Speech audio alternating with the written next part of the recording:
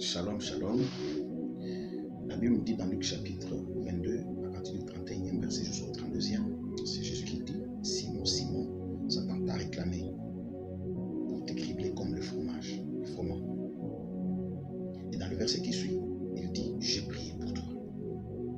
Par ce verset, nous comprenons que Satan nous réclame, même si on est enfant de Dieu, même si on est disciple. N'oubliez pas, Simon, c'était les disciples qui aimaient Jésus. Mais malgré qu'ils soient les disciples qui vivaient avec Jésus, ils vivaient dans la présence de Jésus. Mais Satan a eu quand même le courage de le réclamer.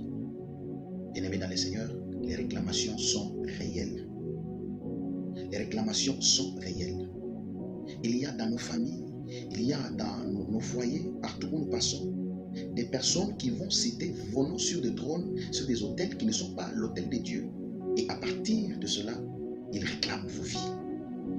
Il y a des dettes spirituelles qui existent. Je connais un coin dans la République démocratique du Congo. Il y a une pratique que l'on appelle Kamondele, pour bien dire Cabri. C'est-à-dire, à la fin de chaque année, à la fin de la proclamation dans les écoles, dans ces familles, dans la sorcellerie, ils font une ristourne. Aujourd'hui, on mange ton enfant. Demain, on mange aussi ton enfant. Et l'enfant que l'on mange doit avoir le même titre que l'enfant qu'on avait mangé par l'autre famille.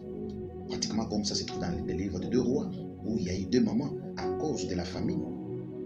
L'autre a dit à l'autre maman: mange notre fils aujourd'hui et demain nous allons manger le tien. Et cette maman pleurait, elle est en train de réclamer. C'était un droit parce qu'on avait déjà mangé son fils. Et ces pratiques sont aujourd'hui d'actualité dans notre vie quotidienne, dans tout ce que nous sommes en train de faire. Alors, bien aimés dans le Seigneur, vous allez comprendre que les réclamations sont réelles. Mais il y a une solution à tout cela. La Bible dit que Jésus est notre avocat auprès du Père. Lorsqu'ils sont en train de nous réclamer, Jésus de l'autre côté est en train de nous défendre comme notre avocat. C'est ainsi qu'il a dit à Simon-Pierre: je prie. Et si vous voulez aussi se battre contre ces réclamations, la chose qu'il faut faire, il faut s'élever dans la prière et détruire, refuser toute réclamation maléfique, satanique sur votre vie. Et vous allez voir que Dieu va vous délivrer, Dieu va agir, parce que Christ est auprès du Père, il est en train de plaider notre cause, il est en train de parler à notre place. Que Dieu vous bénisse.